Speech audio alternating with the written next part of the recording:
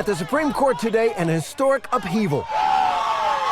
In a sweeping ruling that overturned a half a century of precedents, 5 justices ended the right of American women to choose abortion under the Constitution. CBS News polling shows most Americans disapprove of the Supreme Court's overturning of Roe versus Wade. 2/3 of women surveyed said they're against the ruling, and more than half believe it will make their lives worse. In 2022, America seemed to have waken up to a Supreme Court making decisions that had no majority public support. More troubling, the Republican-nominated justices who voted to ban abortion had assured Congress during their nomination that they had no intention to change the abortion laws. Already in 2010, the Supreme Court of the United States stunned the world with another Republican-majority decision to allow unlimited and anonymous money to influence our political and judicial systems.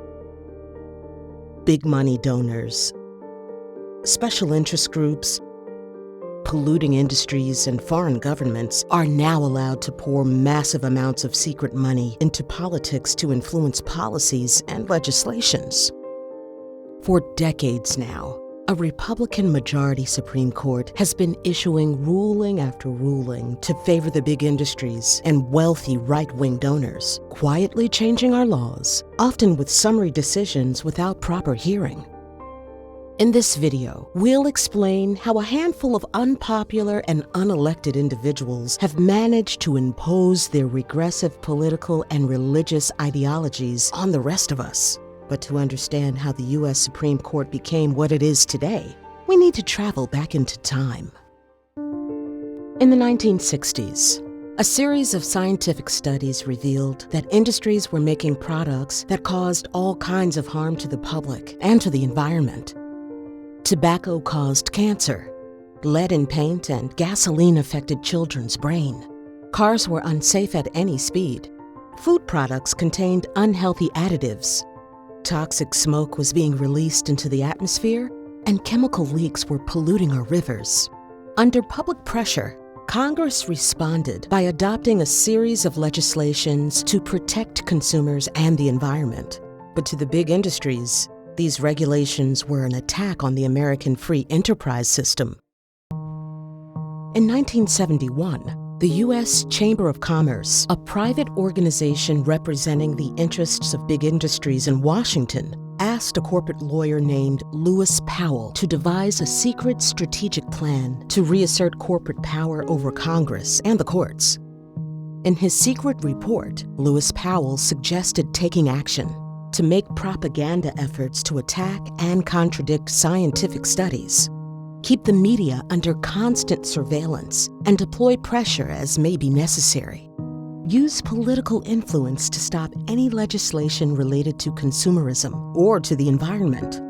Influence and pressure politicians and penalize those who oppose. Create an activist-minded Supreme Court, which Powell called the most important instrument for changes. It was a blueprint for corporate domination of American democracy. Only 2 months after writing his report, Lewis Powell was appointed to the United States Supreme Court by President Richard Nixon. Justice Lewis Powell's first Republican majority ruling was to authorize corporate interest money to enter the political campaign arena, which many regarded as an open door to political bribery. 2 years later, the same Republican majority ruled that a corporate institution has a right to influence political activity with unlimited special interest spending. Simply put, the U.S. Supreme Court had made political corruption legal. Taking advantage of these rulings, the right-wing Libertarian Party, driven by their opposition to government power and funded by corporate interest, ran their 1980 presidential campaign on a platform to abolish all public regulatory agencies, including the FDA and the EPA, abolish the FBI, the CIA, the Federal Reserve, Social Security, all welfare programs including Medicare, abolish public schools, and taxation. The platform proved so unpopular, it attracted less than 1% of the votes. David Koch, the Libertarian candidate for vice president, and his brother Charles, one of the party's major donors, were the heads of the Koch Industries, the biggest producer of toxic waste in America, and a massively profitable oil and gas company. After the humiliating defeat of the Libertarian Party, the Koch brothers decided on a different approach.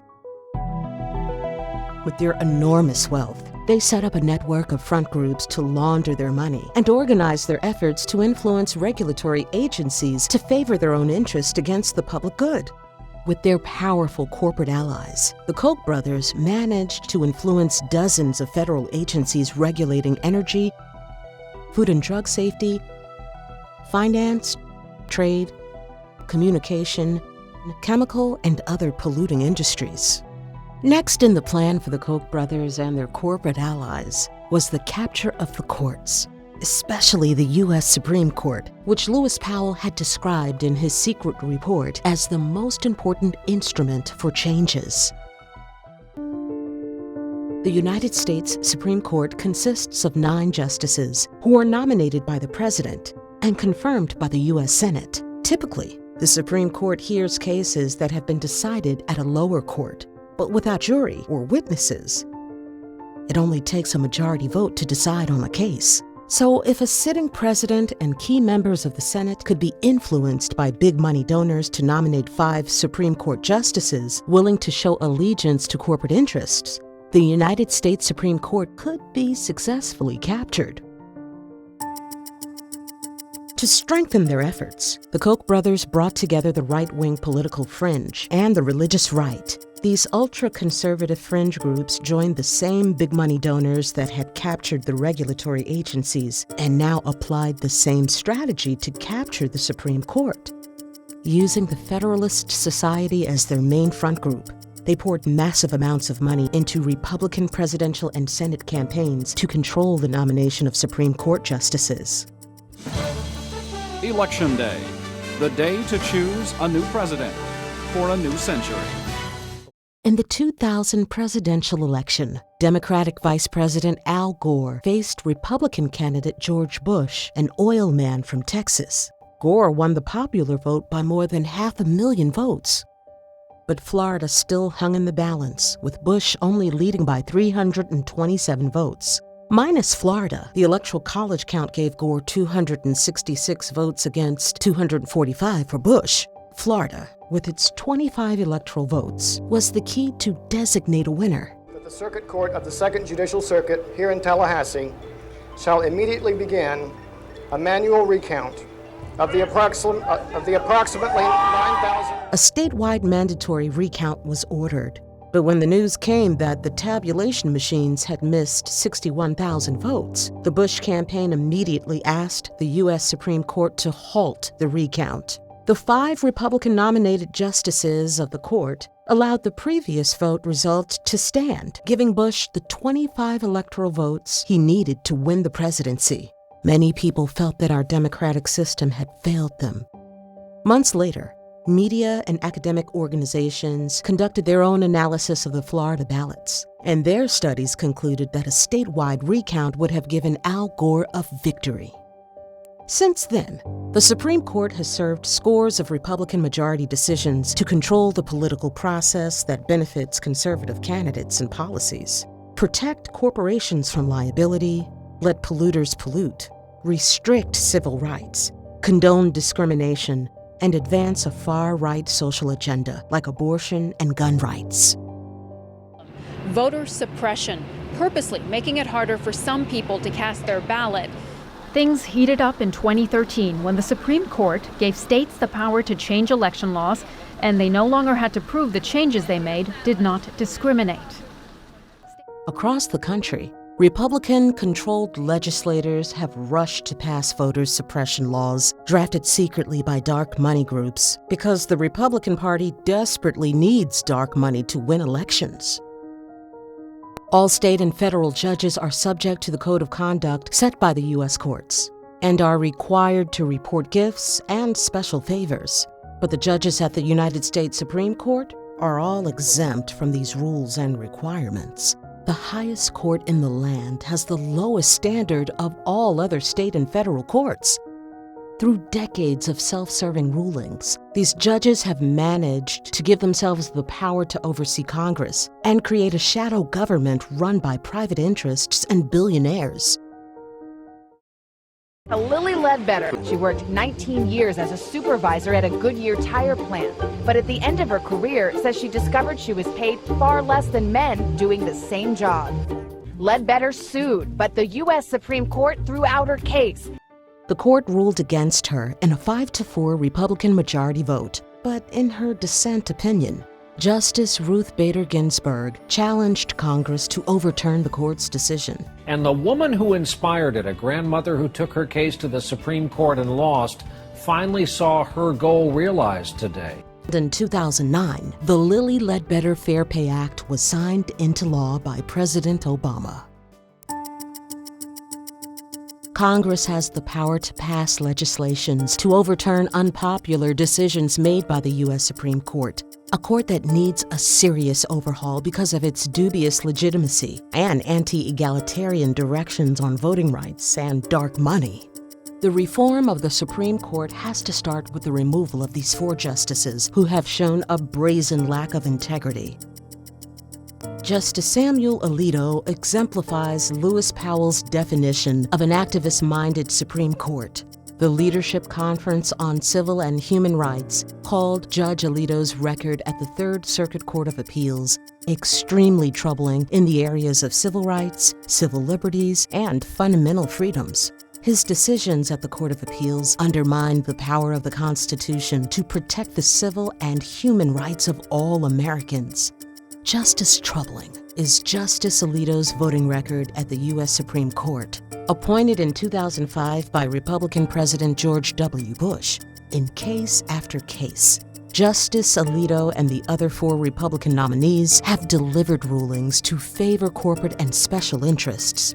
These interests include controlling the political process to benefit conservative candidates and policies, protecting corporations, mostly big polluters, from liability, restricting civil rights, opposing same-sex marriage and abortion laws, condoning discrimination, and advancing a far-right social agenda. By consistently overturning jury decisions, Justice Alito has made a mockery of the 7th Amendment, which guarantees the right to a civil jury, a right which James Madison said was essential to secure the liberty of the people. Justice Samuel Alito's rulings have drastically impacted the lives, liberties, and rights of all Americans. It's time for Samuel Alito to retire from the U.S. Supreme Court. Justice Amy Coney Barrett's rulings on the 7th Circuit Court of Appeals show her to be someone who cares little about justice. She doesn't value the interests of workers, immigrants, and the poor. In case after case, she has found a way to deprive people of their basic rights and has shown indifference to racial justice. Judge Amy Coney Barrett is a devout Catholic, and her confirmation hearings have put the spotlight on a charismatic Catholic group of which she's a member. It's called People of Praise. The People of Praise. This religious sect rejects openly gay men and women, doesn't believe in the separation of church and state, and exerts tight control over their female members. A control they claim is the will of God. Justice Coney Barrett clearly reflects her group's ideology. She told graduates at the Notre Dame Law School that they should see their upcoming legal careers as a means to an end, and that end is building the kingdom of God. Amy Coney Barrett was selected under an arrangement made between President Trump and the Koch brothers to outsource the control over the nomination of Supreme Court justices to the Federalist Society, a dark money organization funded by the Koch brothers and right-wing megadonors. The selection of Amy Coney Barrett was approved by the Federalist Society's donors, who expect her allegiance to their interests and to rule in their favor. The Federalist Society spent millions of dollars to promote Amy Coney Barrett's nomination. There is no place at the Supreme Court for Justice Coney Barrett, who has been pushing her regressive and unpopular religious agenda on the rest of us, and has refused to recuse herself from cases in which she has clear biases. Justice Brett Kavanaugh was also selected under Donald Trump's arrangement to outsource the control over the nomination of the Supreme Court justices to the Federalist Society. Brett Kavanaugh was approved by the Federalist Society's megadonors, who expect his allegiance to serve their interest and to rule in their favor. The Federalist Society also spent millions of dollars to promote his nomination. But Brett Kavanaugh has problems. When serving as a judge at the District of Columbia Circuit Court of Appeals, the court received more than a dozen complaints about Justice Kavanaugh for judicial misconduct. But when Brett Kavanaugh was appointed to the Supreme Court, Chief Justice Roberts, a Republican appointee, forwarded the complaints to a judicial council to be dismissed. But Brett Kavanaugh has far more serious problems. Good evening, I'm Rena Ninen. The woman who accuses Supreme Court nominee Brett Kavanaugh of an attempted sexual assault decades ago agreed to tell her story to a Senate committee. Following this testimony, other reports of sexual misconduct surfaced about Brett Kavanaugh, spanning his college years at Yale. These reports were quickly brushed aside by the Republicans in charge of his nomination. The FBI also received a list of more than a dozen potential witnesses to Kavanaugh's sexual misconduct. But FBI Director Chris Wray, a Trump appointee, never followed up with an investigation. Justice Kavanaugh has no place at the U.S. Supreme Court. The ethical complaints about him must be released to the public, and the FBI must reopen its investigation. Short of this, Justice Kavanaugh should be removed from the Supreme Court, where he has no credibility. The nomination process of Justice Clarence Thomas to the Supreme Court is remembered by the testimony under oath from one of his former assistants. My name is Anita F. Hill, and I am a professor of law at the University of Oklahoma. Judge Thomas began to use work situations to discuss sex. His conversations were very vivid. He talked about pornographic materials. On several occasions, Thomas told me graphically of his own sexual prowess. I was extremely uncomfortable talking about sex with him at all. Even more troubling for Justice Thomas are the actions of his wife, Jenny Thomas. If you thought the scandal surrounding Jenny Thomas couldn't get any worse, you were sorely mistaken. It now appears that the wife of Justice Clarence Thomas was way more involved at the White House than just sending text messages to the chief of staff, among others, to overturn the election. The Daily Beast reports today that during Donald Trump's presidency, Jenny Thomas would visit the White House often. She was armed with written memos about who Trump should hire and who he should purge from the administration. And the firing lists were often based on conjecture and deep state conspiracy theories. When a case was filed at the Supreme Court to release the records that involved the efforts of the White House to overturn the elections, Justice Thomas refused to recuse himself and was the only judge to vote to withhold the records, which would shield his wife's activities. Clarence Thomas has been sitting on the forefront of the erosion of the integrity of the Supreme Court by accepting tens of thousands of dollars worth of gifts and special favors from private interests, while voting on cases that involve those same private interests. He also violated a federal law by failing to report $680,000 from the income his wife received from a foundation funded by the Koch brothers. After more than 20 years sitting at the Supreme Court, it's time for Justice Thomas to retire, or else be impeached for violating a federal law.